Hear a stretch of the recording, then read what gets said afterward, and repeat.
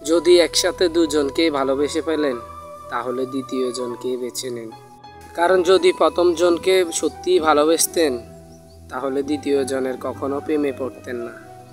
একজন অপেক্ষা থাকে, আরেকজন অন্যজনকে নিয়ে ব্যস্ত থাকে, এটাই স্বাভাবিক।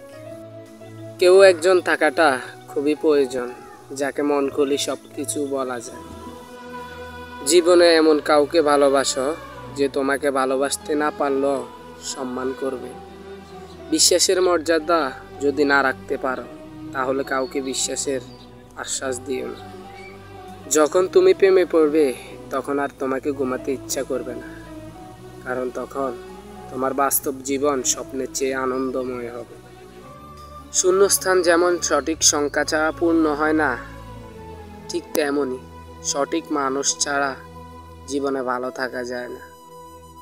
যদি কাউকে সত্যিকারে ভালোই না বাসতে পারো তাহলে কখনো কাউকে আই লাভ ইউ বলবে না, কারণ এটা শুধু 3টি ওয়ার্ড না, এটা একটা জীবনের পাসওয়ার্ড। এই পৃথিবীতে সবচেয়ে বেশি সেই ধোঁকা খায় যে মানুষকে অন্ধের মতো বিশ্বাস করে। কিছু হারিয়ে গেলে যতটা কষ্ট হয় তার চেয়ে 3 গুণ বেশি কষ্ট হয় কেউ বদলে গেলে।